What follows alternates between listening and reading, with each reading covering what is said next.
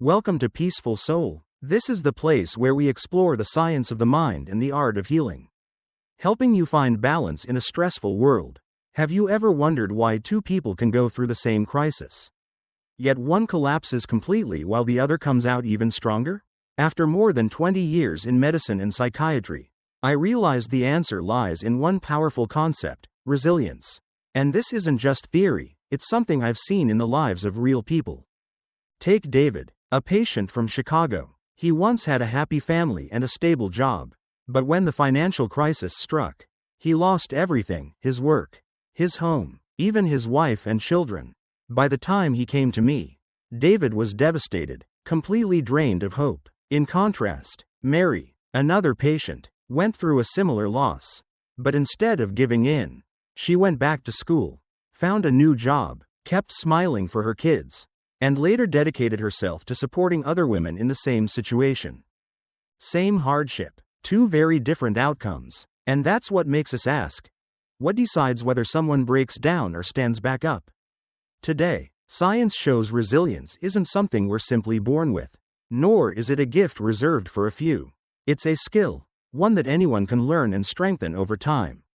Our brains have a special ability called neuroplasticity, meaning they can rewire, heal, and create new responses. In other words, no matter how badly you've been hurt, you can still rebuild your strength.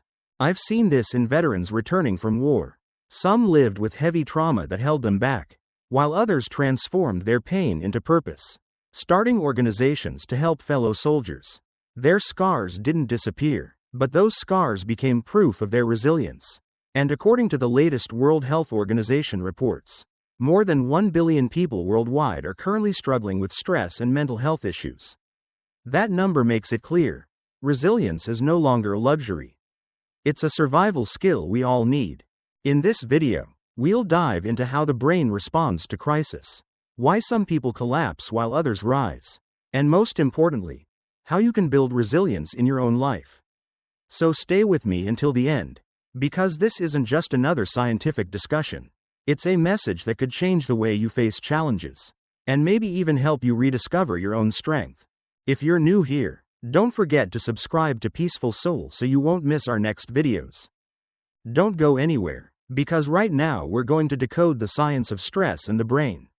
When most people think of stress, they picture job pressure, family drama, or unexpected events that make the heart race and the mind spin. But scientifically, stress isn't just a feeling. It's a complex biological response that has evolved over millions of years to help humans survive. And understanding how the brain handles stress is the very first step to learning how to regulate it and build resilience. Inside the brain, there's a small almond-shaped structure called the amygdala. Think of it as your internal danger alarm. When you suddenly hear a car horn blaring right next to you, the amygdala instantly triggers fear and sends signals throughout your body. Your heart races, blood vessels tighten, muscles tense up, all preparing you for the classic fight or flight response. On the flip side, there's another region called the prefrontal cortex, responsible for control, logic, and decision-making. If the amygdala is like a loud fire alarm ringing non-stop, the prefrontal cortex is like the firefighter who calmly checks if there's really a fire or just a bit of smoke. But here's the problem: when stress becomes chronic, the amygdala grows hypersensitive. The alarm won't stop ringing, while the prefrontal cortex weakens and struggles to take over. That's when panic, overreactions, and brain fog show up. I remember a patient in Texas named Linda, 52 years old, who worked as a manager at a large company. After a round of layoffs, she lived in constant fear of losing her job. Every time her boss called her into the office, her heart pounded and sweat poured like she was running a marathon. The truth? She hadn't been fired at all, but her brain reacted as if danger was around the corner. That's a classic example of the amygdala hijacking control while the prefrontal cortex couldn't step in. To dig deeper, we need to talk about the HPA axis. That's the connection between the hypothalamus, pituitary gland, and adrenal glands. Once the amygdala senses danger, this axis activates and triggers the release of cortisol, also known as the stress hormone. Cortisol mobilizes energy quickly, raises blood sugar, and shuts down non-essential systems like digestion or immunity. In short bursts, this response is life-saving. It's what would help you survive if a tiger jumped out at you. But in today's world, we don't face tigers. We face deadlines, bills, breakups, and job insecurity. These stressors don't just disappear in minutes, they can last for weeks, months, or years. That's when cortisol stays elevated too long, wreaking havoc. Insomnia, weight gain, weakened immunity, even shrinking of the hippocampus, the brain's memory and learning center. A famous Yale study showed that people with chronic work stress actually had smaller hippocampi on MRI scans, explaining why stress makes us so forgetful. From an evolutionary perspective, stress was meant as a gift.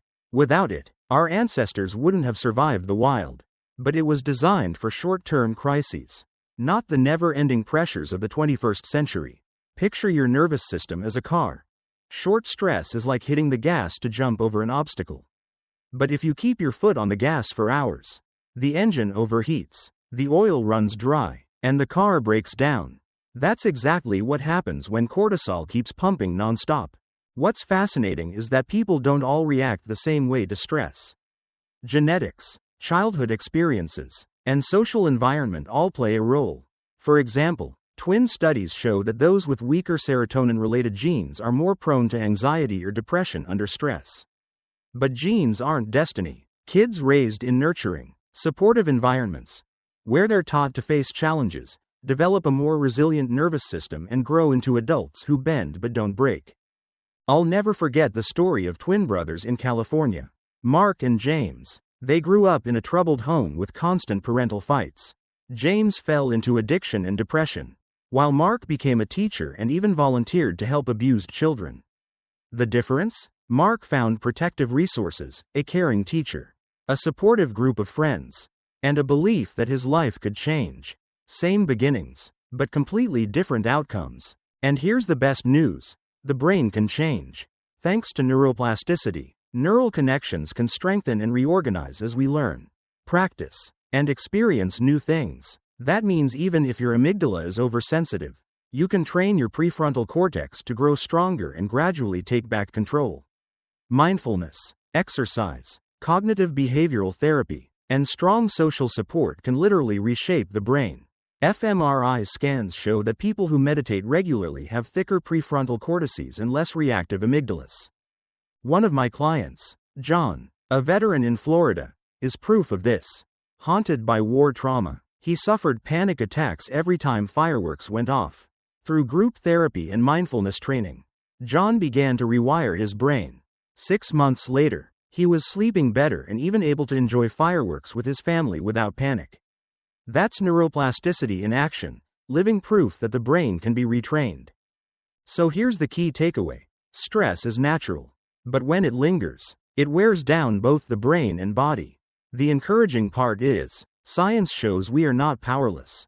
By understanding how the brain, hormones, and neuroplasticity work, we can build resilience and turn stress from an enemy into fuel for growth. After we've understood how the brain responds to stress and how the HPA axis orchestrates our biological system, the next inevitable question is, so what can we actually do to build resilience? So that when stress strikes, we don't collapse but instead stand firm, and maybe even grow stronger? This is where science meets real life. Because theory confined to the lab might help researchers. But when it's applied to our meals, our sleep, and the way we face hardships, that's when it truly changes lives. First, it's important to clarify one thing. Resilience is not some gift reserved for a lucky few. It's a skill, something we can train. Just like exercising to strengthen muscles.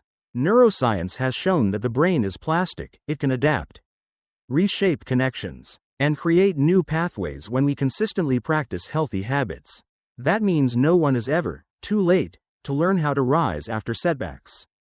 So, how do we begin? There are many strategies, but I want to share 5 that are both backed by solid science and highly practical in everyday life: managing thoughts and emotions, caring for the body, building social connections, practicing mindfulness, and finding meaning in adversity.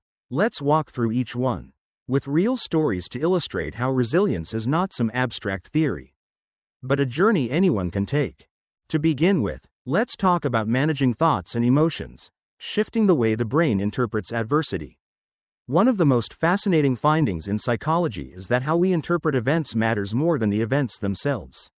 Two people might experience the same crisis, losing a job, going through a divorce, or a failed business, but their mindset determines whether they spiral down or find new opportunities. Cognitive behavioral therapy has shown that when we can spot automatic negative thoughts and reframe them more realistically, our brains react differently, cortisol levels decrease, emotions stabilize, and hope begins to return.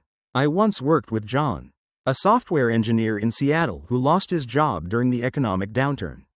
At first, he drowned in thoughts like, "I'm a failure," and "I'll never find work again." But through therapy, he learned to challenge those beliefs, asking, "What evidence do I really have for being worthless? What challenges have I overcome before?" That shift in perspective unlocked new motivation. Within a year, not only did John land a new job, he also launched his own startup. Resilience, as his story shows, starts in the mind. Moving on, resilience also requires caring for the body, the physical foundation of mental endurance. If you're running on little sleep, junk food, and constant fatigue, asking your brain to handle stress is like forcing an empty gas tank up a steep hill. Science consistently proves that quality sleep, regular movement, and balanced nutrition are 3 pillars of resilience. Take Mary, a nurse in New York during the pandemic. The pressure was overwhelming, long shifts, heartbreaking losses, and near burnout, but she imposed a discipline on herself: power naps between shifts, packed healthy meals instead of fast food, and just 15 minutes of light yoga every morning. These small acts became her lifeline. As Mary put it, without caring for her body, her mind would have completely broken down. Biology matters. When the body is strong, hormones stabilize, immunity steadies, and the brain has the fuel to cope. Equally important is social connection, the vaccine against loneliness. Research, including the Harvard study of adult development that's been running for over 80 years, shows that people with strong relationships are healthier and happier, regardless of wealth or career. Support from family, friends, or community acts like a cushion when life knocks us down. I remember David, a veteran returning from Iraq. Haunted by trauma, he once thought of ending his life. But joining a veteran support group changed everything. Simply being heard, without judgment, restored his sense of belonging. That bond saved him, and today he leads others through the same journey. His story is a reminder. Resilience isn't just about self-reliance. We humans are wired for connection, and it is often the hand of another person that lifts us back up. Another powerful tool is mindfulness, training the brain to live in the present. Stress escalates when the mind ruminates on the past or fears the future. But mindfulness teaches us to pause, breathe, and anchor in the now. Brain scans show that mindfulness practice calms the overactive amygdala and strengthens the prefrontal cortex, the part that regulates emotions and decision-making. I once guided Lisa, a lawyer in Chicago, who was trapped in perfectionism and insomnia. At first, mindfulness felt unbearable. Her mind kept racing. But after a few weeks of just 10 minutes of daily practice, she discovered she could pause before reacting. That single deep breath gave her the power to choose wisely instead of impulsively. The beauty of mindfulness is that it requires no fancy equipment, just a few minutes of attention each day. It's like strength training for the brain, building resilience from the inside out. Finally, resilience deepens when we find meaning in adversity, transforming pain into power. Viktor Frankl, a Holocaust survivor, once said, "He who has a why to live can bear almost any how." When we uncover meaning in suffering, tragedy shifts from being just a wound into a force for growth. I think of Emily, who lost her daughter in an accident. The grief was indescribable, but instead of letting it consume her, she created a scholarship fund in her daughter's name. Hundreds of underprivileged students have since been able to pursue education through that fund. When Emily spoke, her tears flowed, but so did a radiant clarity. My daughter still lives on in the dreams of these children. Meaning turned her pain into a legacy of hope. Put together, These strategies form layers of protection. Clear thinking reshapes the mind. Physical care strengthens the foundation. Relationships form a safety net. Mindfulness keeps us balanced. And meaning provides the light that guides us forward. Stress will always be part of life, but resilience ensures we're not drowned by it. Most importantly, resilience is for everyone. Every small choice, how we think, how we rest, who we call, or even just pausing to breathe, builds a stronger brain and a braver heart. When we talk about resilience, most people think about mental practices, things like meditation, exercise, or keeping a healthy lifestyle. Those are important, but the bigger picture goes even deeper. Resilience is also shaped by neuroscience, and even by genetics. From lab studies on mice to human psychology, researchers are discovering how our genes, environment, and life experiences work together to shape the way we adapt to challenges. In this section, let's explore two fascinating areas: breakthrough experiments and discoveries in genetics and epigenetics, before we connect them back to real life. One famous line of research focuses on a gene called MAOA. This gene produces an enzyme that regulates neurotransmitters like serotonin, norepinephrine, and dopamine, all directly linked to mood and behavior.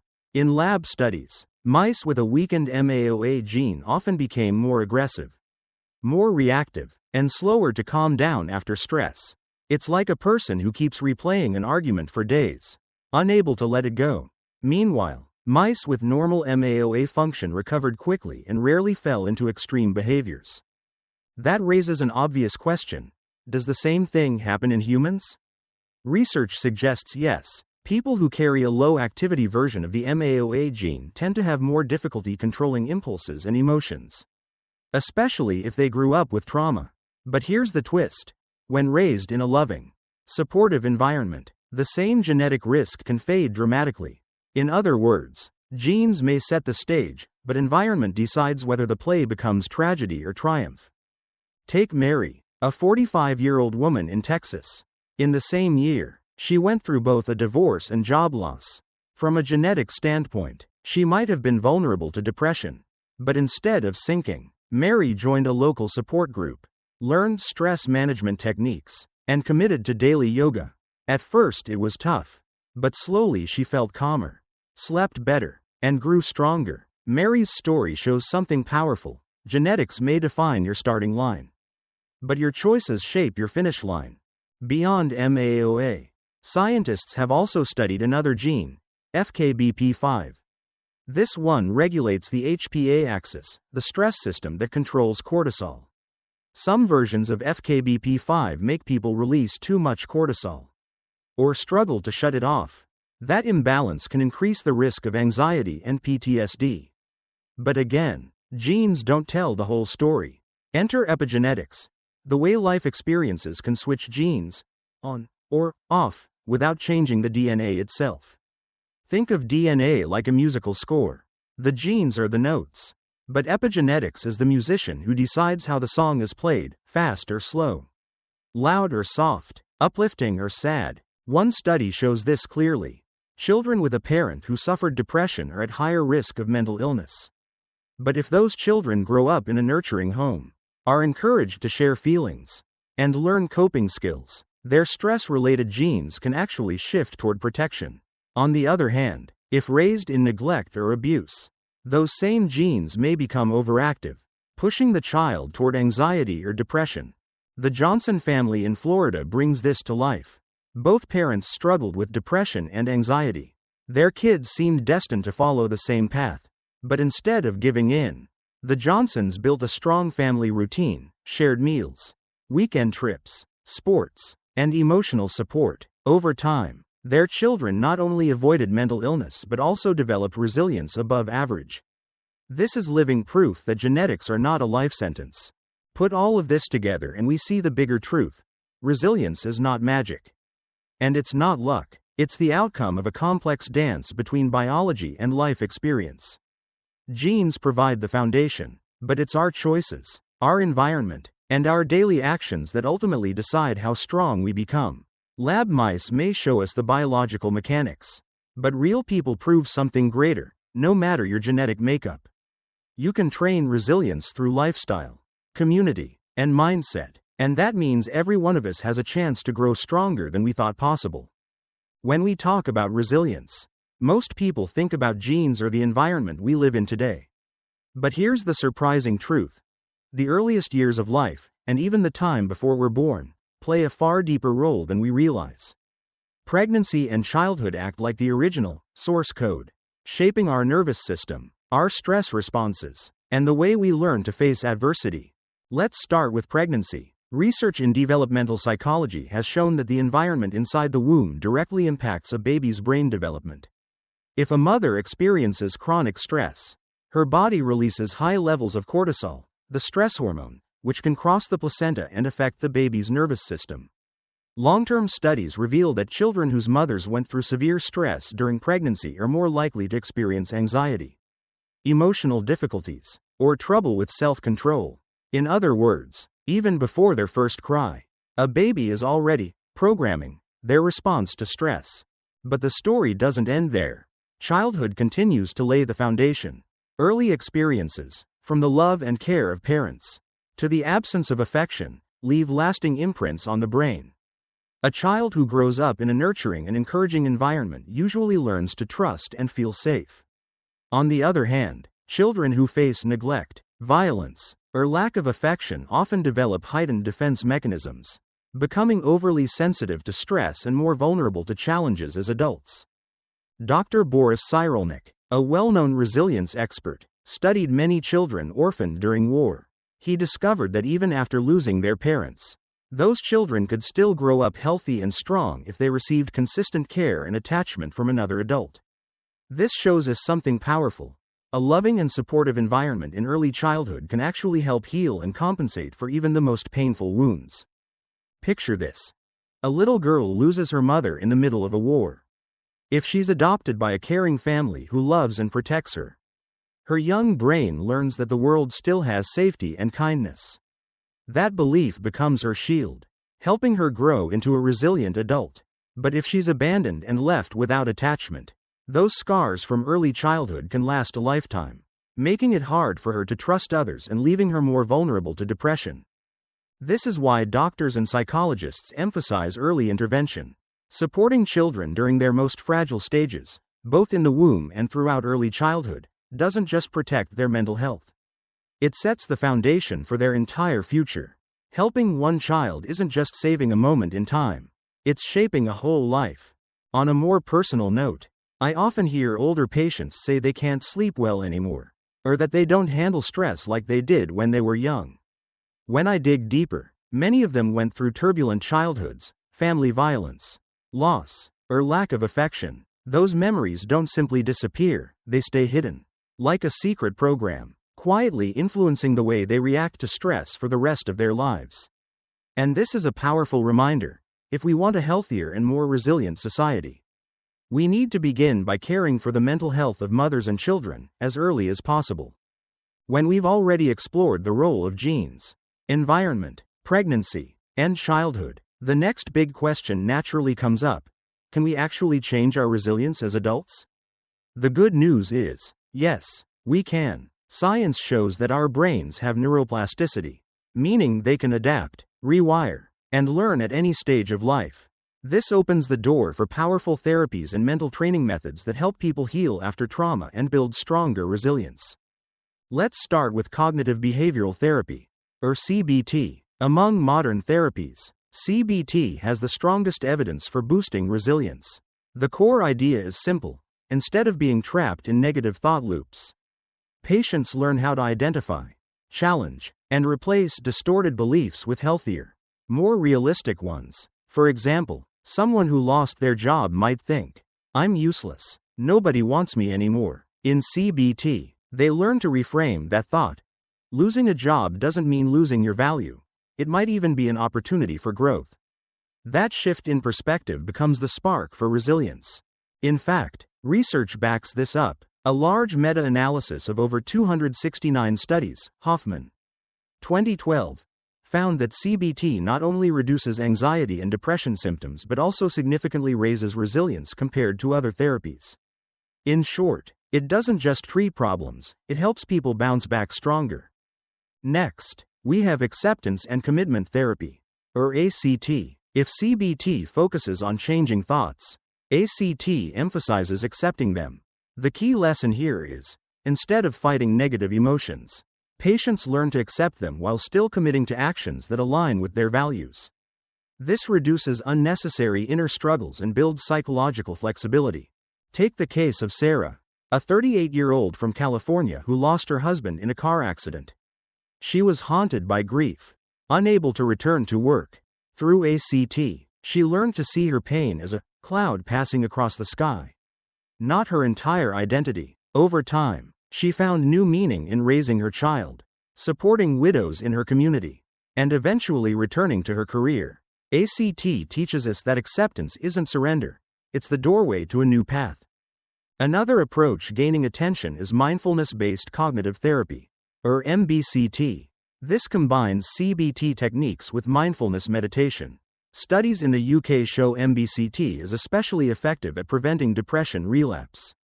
By practicing awareness of thoughts and feelings as passing events, people stop clinging too tightly to worries or painful memories. One powerful example: a group of American veterans joined an 8-week MBCT program. They practiced mindful breathing, body scans, and observing thoughts without judgment. The results were striking. Their PTSD symptoms decreased significantly, while psychological resilience scores went up. Sometimes, simply changing the way we relate to our thoughts can reshape our entire mental health. But resilience isn't just about the individual, it's also built in relationships. Social-based therapies like group therapy, family therapy, or peer support networks show us that healing often happens together. After Hurricane Katrina, survivors who joined community support groups recovered from depression 35% faster than those who faced it alone. Just like muscles, resilience grows stronger when we train it together. Beyond therapy, mental resilience training has also been applied in the military and corporate world. The U.S. Army developed a program called Comprehensive Soldier Fitness, training soldiers to manage emotions, maintain hope, and view setbacks as learning opportunities. PTSD rates dropped significantly among participants. Similarly, many companies now offer resilience workshops for employees, teaching skills like reframing stress, self-care, and building support networks. The result? Higher productivity and job satisfaction. Now, let me share a personal reflection. I've often wondered, is there one universal formula for resilience? After years of studying and listening to people's stories, I realize there isn't. Each person needs their own key to unlock resilience. But there is a common thread: the brain's ability to change. That means no one is doomed to collapse under hardship. Even with a painful childhood, unfavorable genes, or harsh circumstances, humans can learn resilience through the right approaches. So, after exploring these therapies, one thing becomes clear: resilience isn't an inborn gift. It's a skill we can train. But the story doesn't stop at the individual level. To fully understand resilience, we need to look at something bigger: the role of community, culture, and shared beliefs. Because resilience isn't just your story or my story, it's also the story of how society lifts us up. And that's exactly what we'll explore in the next part. When we talk about resilience, most people think of therapy, medication, or personal training. But beyond medical solutions, there's another source of strength, often invisible, yet incredibly powerful: music, faith, and community. These are not just emotional remedies, but the foundation that helps people find meaning, hope, and support when facing life's toughest challenges. Music has been tied to healing since ancient times. Modern neuroscience shows that when we listen to or sing music, our brains release dopamine and oxytocin, chemicals that create feelings of happiness, connection, and safety. Levitin and Chanda, 2013. Music not only calms negative emotions but also creates a shared rhythm, reminding us that we are not alone. In many U.S. hospitals, programs like choral therapy are being used for patients with depression. What's fascinating is that participants don't need to sing well. The act of singing together is what matters. The resonance of voices and the sense of belonging help reduce anxiety, improve sleep, and restore faith in life. Faith is another vital anchor. During times of crisis, Religion offers explanations and meaning that go beyond personal suffering. A prayer, a ritual, or simply the belief that a higher power is watching over us can ease feelings of loneliness. Psychologist Kenneth Pargament, a leading expert on religious coping, found that people who maintain faith and participate in religious communities often report lower rates of depression and faster recovery after loss. Why? Because faith creates hope, and hope is the light that guides us through the darkest nights. Community is equally essential. Often, resilience doesn't just come from inner strength but from the supportive arms of others. In the U.S., grief support groups, organized by churches and hospitals, bring together families who've lost loved ones. Sharing stories, crying together, and praying side by side transforms personal pain into collective strength. In Germany, Georg Ballmann, after losing his son in an accident, founded a support fund for families facing similar tragedies. Instead of letting grief consume him, he turned loss into motivation, building connections and lifting others up. From my perspective, human beings were not made to go through life alone. When we sing together, when we hold hands in prayer, or when we share meals and stories within a community, that positive energy becomes a bridge carrying us from sorrow to peace. So, if there's one lesson from music, faith, and community, it's this: we may fall alone, but we rise through others.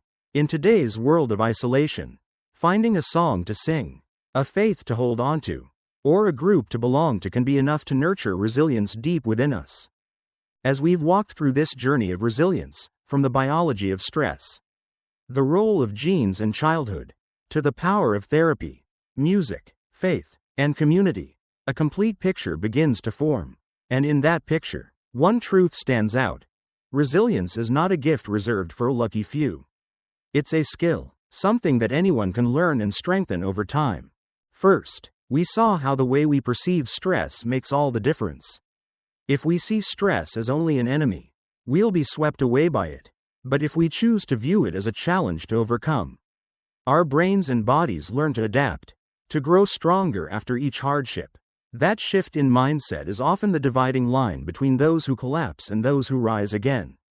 Next, social support proves to be irreplaceable. Whether it's family, friends, a small community, or even a choir where people sing simply to feel connected, these bonds are what anchor us to life. Because the truth is, we can suffer in silence alone, but we can only truly heal in the arms of others. Of course, genes and environment also play their part.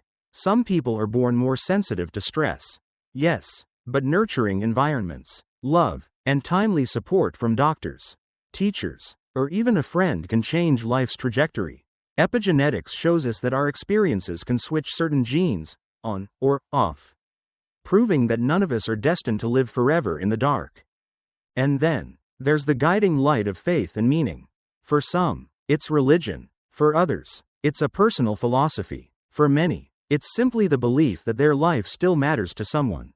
That sense of meaning is often the very thing that keeps us going when everything else feels lost. We also cannot ignore active practices, tools we can use every day. From cognitive behavioral therapy to meditation, journaling, exercise, or the practice of gratitude, these are not abstract ideas but concrete habits anyone can weave into their daily life to cultivate resilience. Put together, all these elements carry a powerful message: resilience is not a miracle.